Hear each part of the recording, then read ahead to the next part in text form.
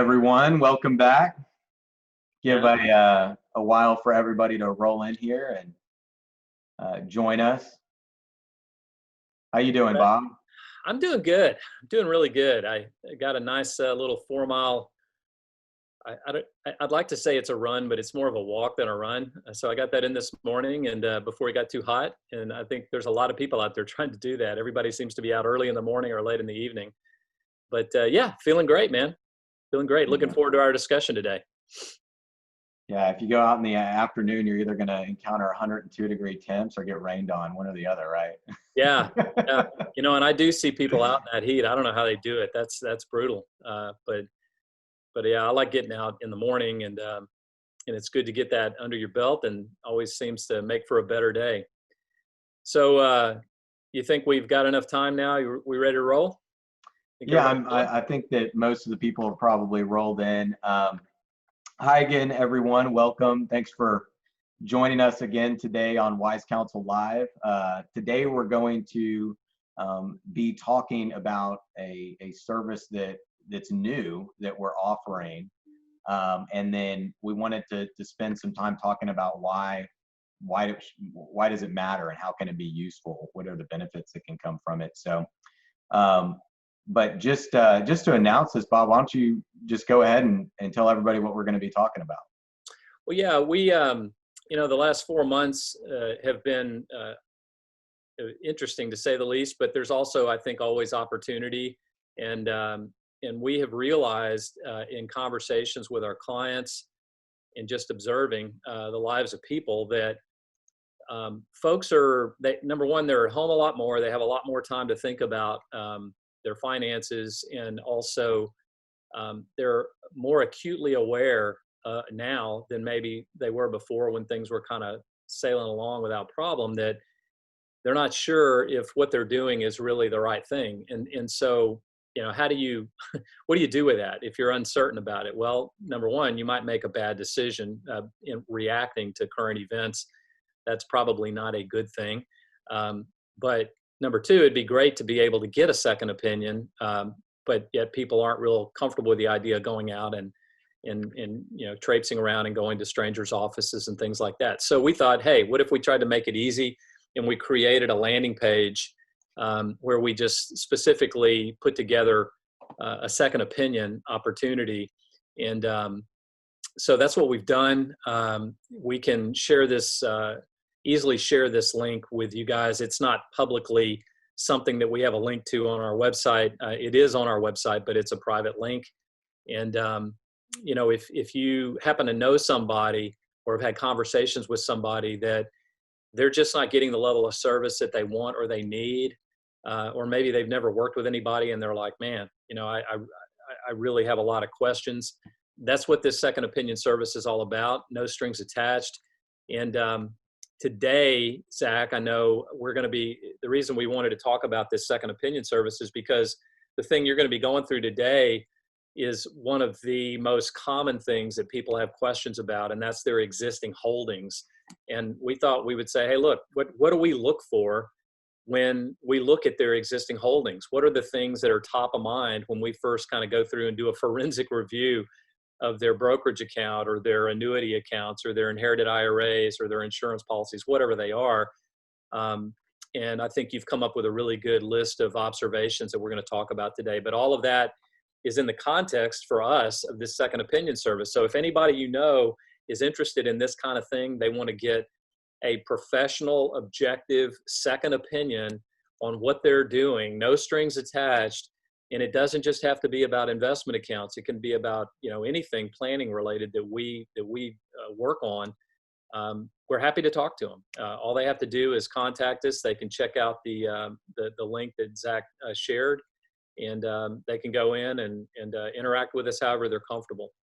So let's get into our discussion today, Zach, and I'm looking forward to hearing this. Yeah, so thanks, Bob, for going over the second opinion service, and we're excited to have that. The question really that I wanted to answer today is, why should anybody care about that, and what's important, what kind of benefits? So many of you that are listening are already are clients, and this is a process that we went through when we no doubt started working with you, and you already had some accounts, but really this is for you may still have accounts that we're not aware of, or that something outside that you'd like us to look at, or a new account, or maybe one of your kids or parents, but also just some coworkers or friends, maybe someone you've heard is concerned about the market, and at the end of the day, no one really knows what the market's going to do, right? But what we can control is how we're invested and what we're invested in. And we can control things like the account titling and beneficiaries. So really kind of wanted to go through those 4 account types that Bob mentioned. What are some of the primary things that we're looking for that would be of concern if things aren't there correctly? So we'll just start off with, you mentioned advisory accounts and brokerage accounts. That would just be kind of plain Jane investment accounts, and not things that are inherited or annuities, but just a normal investment account. The number one thing that we look for is the risk profile of the investments in the account in line with someone's personal risk profile. Does their appetite for risk match what they're invested in? So are they too aggressive? Are they too conservative? And that is a lot of times that is a hard thing for someone to understand about themselves. And so many of you have taken our risk tolerance questionnaire, and that's available on our website. So kind of one of the first things to really point someone to, or that we direct someone to if we start working with them, is, hey, take this we've moved it down. It used to be like 13 questions, but I think it's probably 7 questions now, Bob. It's very simple, but it gives us at least a beginning point of understanding in real terms what risk means to them. And so rare is it that their accounts are invested in a way that's consistent with their results on that quiz, in our experience. Right. And very, very often people are invested, they consider themselves to be conservative, and their portfolio, or the account that we're looking at, the investments in there could be considered anything but conservative in a lot of cases. And Zach, you said something really important that I just want to reiterate, because doing this all these years, I've seen so many different investment strategies and different technical approaches and fundamental approaches and asset allocation and alternative investments and everything. And they tend to come in and out of season depending on what the circumstances are in the market. That no one strategy seems to work well all the time. So you really don't have any control over that, as you said. But what you do have control over is setting your own personal risk budget. And boy, that is just so critical when we get into these times like we're in right now. You can't control if we get a sell-off like we had in 08, for example, or 01.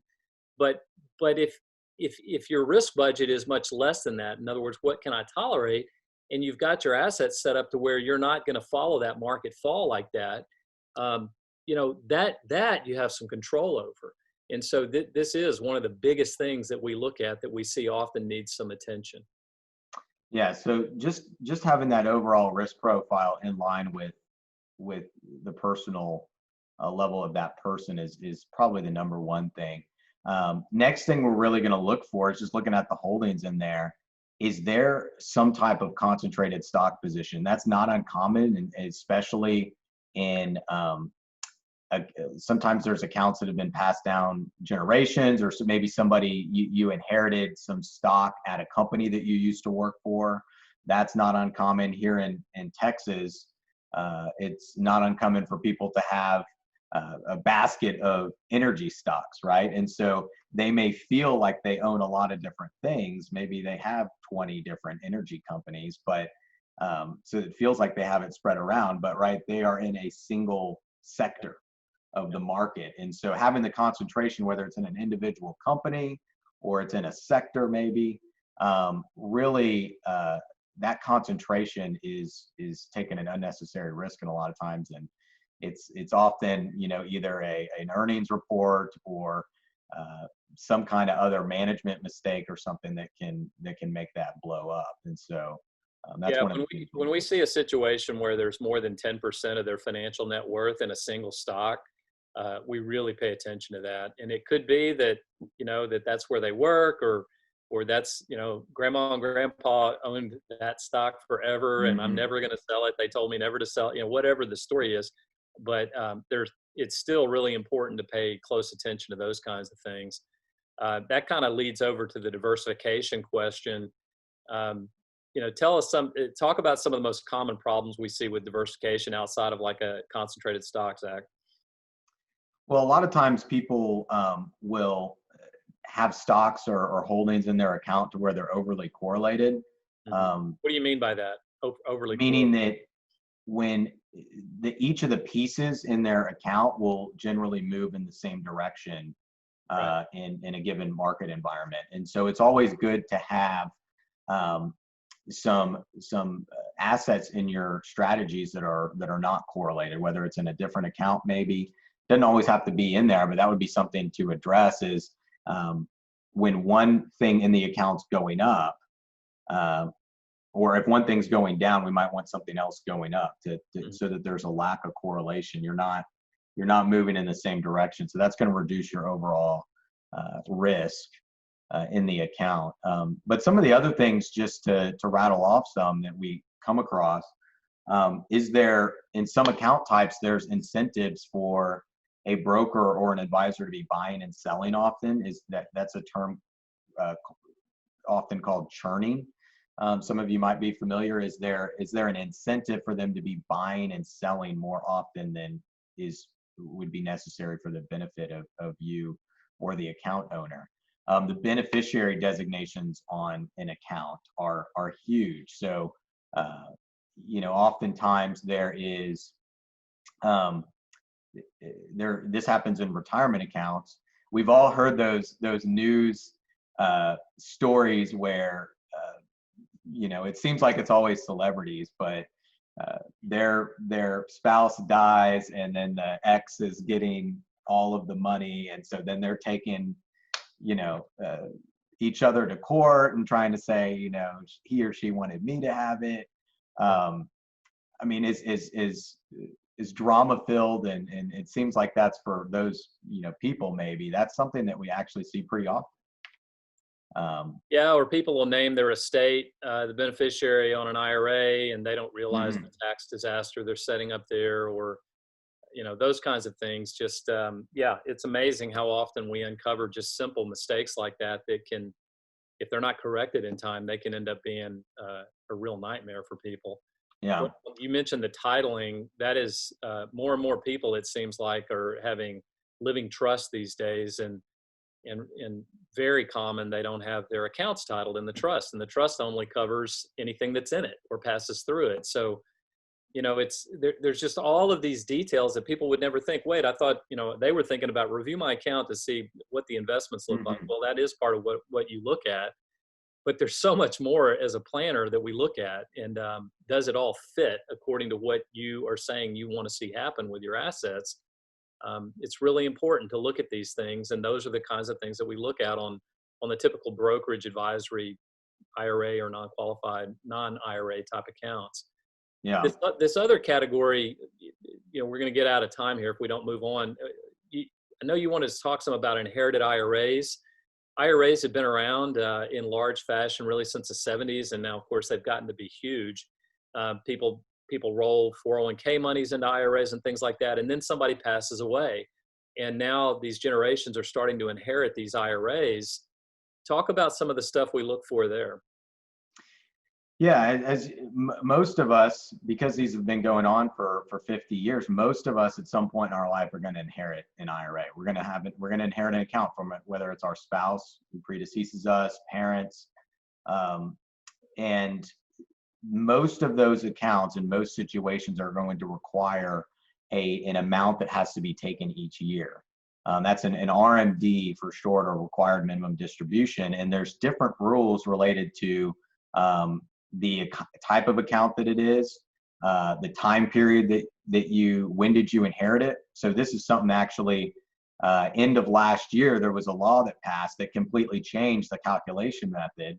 So if you inherited an account on January 5th this year, you have a completely different calculation method than somebody who had inherited it 10 days before at the end of December of last year. And so those formulas to help calculate, and the IRS basically says, hey, this is up to you. It's your responsibility. So maybe you have an account, or you have a relative that you know is inheriting one of these accounts. That's a really important thing, because there's a huge penalty if it's not done right. And we have seen situations, it's often already after a mistake's been made, where we've actually had to go and clean things up, because somebody, in some cases for years, sometimes people don't take the right withdrawal amount. And so they've got taxes on that, and they've got penalty on top of the taxes. You don't want to get in that boat. And then also, sometimes we've seen people taking money and they didn't even need to. Maybe you inherited an IRA from your spouse. The rules allow you to put that in your own name, and there's potential for you not to have to take anything sometimes, and people are taking it because it hasn't been put in their own name yet. So those are things we're going to be looking for on inherited accounts. Another big class of account you mentioned, Bob, annuities. So what are some things that we're going to be checking for when we come across an annuity? Well, annuities, it's a big topic. You know, you've got your typical old style fixed annuities where you just earn some interest on them. You've got variable annuities where you're investing in, they look and act like mutual funds, but they're technically separate accounts inside these variable annuities, and they're going to move with the market. And then you've also got this really confusing category of annuities called index annuities, where they're technically fixed annuities, but their return is somehow often tied to an index in the market. And so, you know, the first thing we always look at on those is just, okay, what is this? And it is what's the structure of this? Do we understand it? And then we can help make sure that the client or the prospective client understands what they actually have. I would say 9 out of 10 times people don't really understand really well what it is that they've actually got their funds in. And, you know, sometimes we'll find an account that is 20 or 30 years old and it's still paying a 5% guaranteed interest rate on it. And we're like, you know, you hit the holy grail as far as fixed annuities. You should keep that because you can't get that today. Other times we find accounts that they've got such high internal expenses that the market they're going to be lucky if they stay above inflation with market returns based on the restrictions on how they're invested. Take out the expenses. I mean, we've seen it where it exceeds 5%, and people don't know that they're paying those things. So, you know, one of the biggest things though that I think we really have a lot of tribal knowledge on, Zach, and I know you are particularly knowledgeable in this area, as we've looked at so many of these over the years, are these riders. Income riders, death benefit riders, those kinds of things.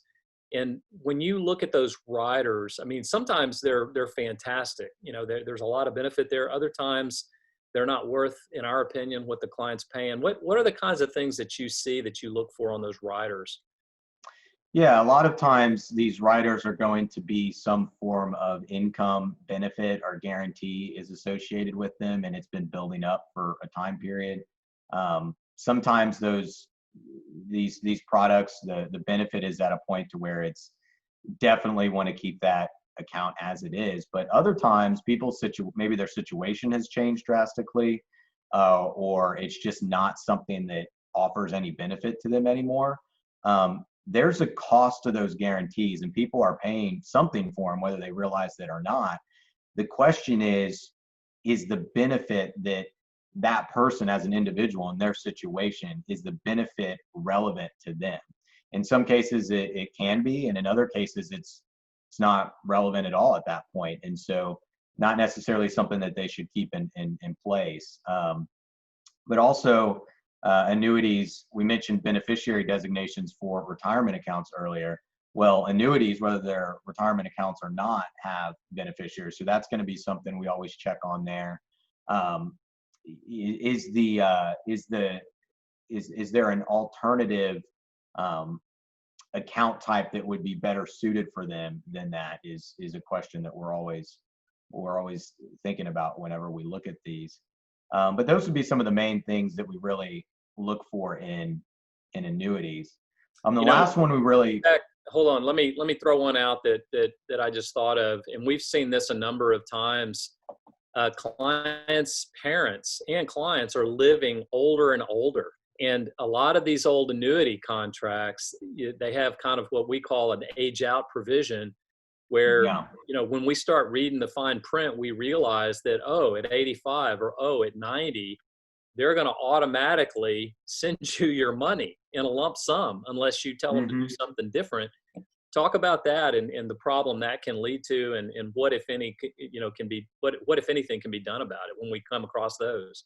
Yeah, and this when we encounter something like that, where the sometimes it's often referred to, you'll hear people say the annuity will mature at so and so age or so many years after it was new. When we encounter that situation, there's a lot of opportunity there for tax planning, because when someone's receiving a huge chunk of money, that often can result in a big tax hike in a single year. And if the account owner doesn't take the right option, then that's going to be something they're having to deal with. But there are options to taking that money in a way that is very tax efficient. And so we've even encountered situations in the past where some person has several of these, and so we've had to look at them not just on an account by account basis, but all of them working together and planning all of them going simultaneously. So huge opportunity there to really help people save a lot of money on taxes. The last thing I wanted to spend some time talking about today is what a class of account it's not really seen as an investment account, but permanent life insurance. That's a life insurance policy, but it has a component to it that has value, that has an asset component to it. Just kind of fill us in on some of those, Bob. Well, again, not everybody has these old legacy policies with a lot of money in them, but every now and then we see that. And when we do, we're looking for some of the things we've already gone over. We're looking for beneficiary designations. We're trying to understand, do they even still need this or not? We start with the basics, but then we start looking at other things relative to their plan. And so, for example, the industry keeps innovating and evolving. And one of the things that's happened in the long-term care space is these old traditional long-term care policies that you'd pay an annual premium and you'd get whatever benefits, and they keep raising the rates on those. Those are becoming less and less compelling, in our opinion. And as we see the product evolution, both on these, what they call hybrid policies, we're not experts in this, but we know experts. And so when there's a need to dig into this, we refer them to our people that are really specialists in this area.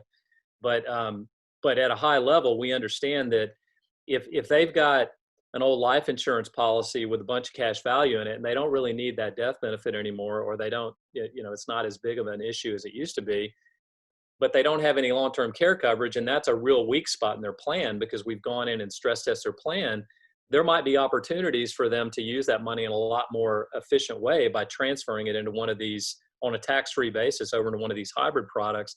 It can be the same thing on the annuity side too, because they have hybrid annuity products out there.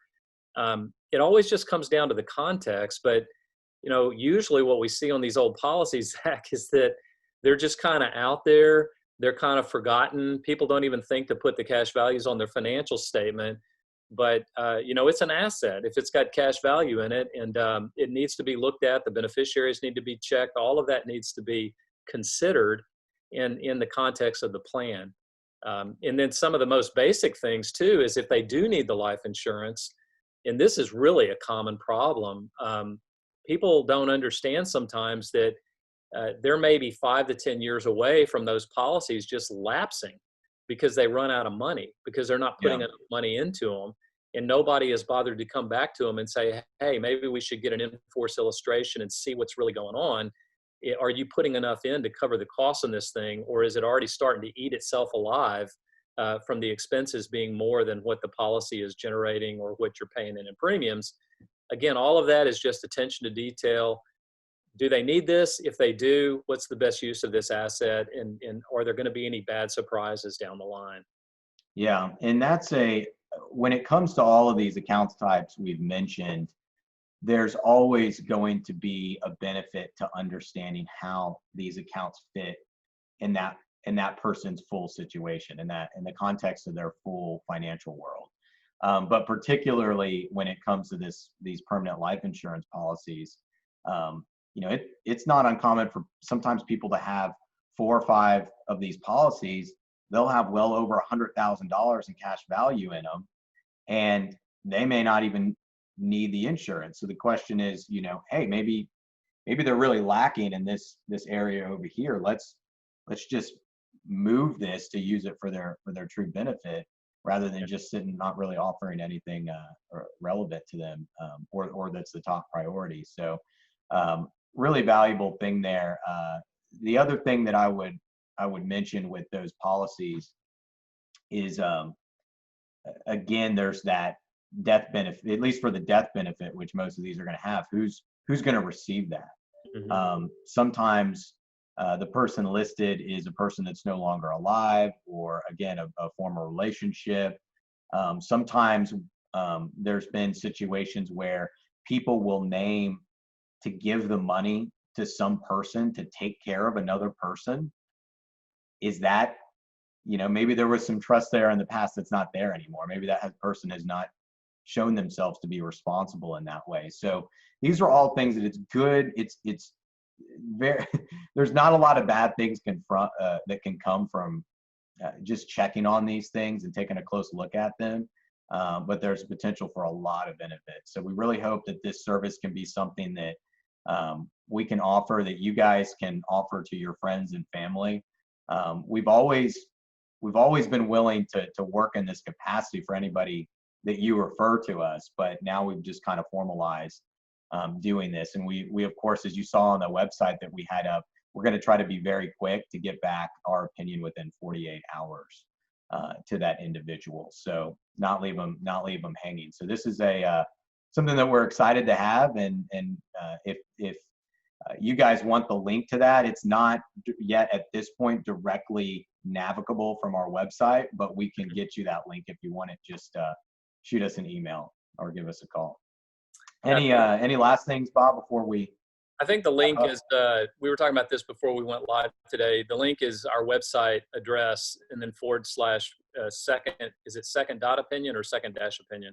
It's second-opinion. I'm going to pull that up real quick here. You guys can see in the top left corner up here, wisecounselwealth.com / second-opinion. Yeah, and we may come back later and add a little button on the home page in case, to make this a little easier to find. But for right now, we just kind of want to do this quietly and circulate it amongst our clients.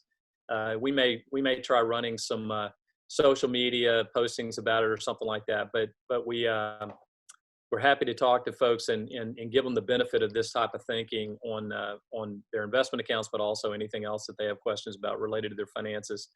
Well, Zach, we're pretty much up against time. I guess we're done. I don't remember off the top of my head what we're talking about next week. Do you remember?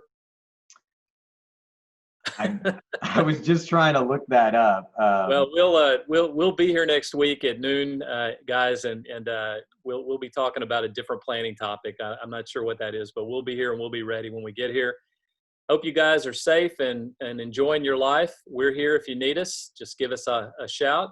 Otherwise, have a great week. Thanks, Zach. We'll talk to you soon. Bye-bye. Thank you, guys. Bye-bye.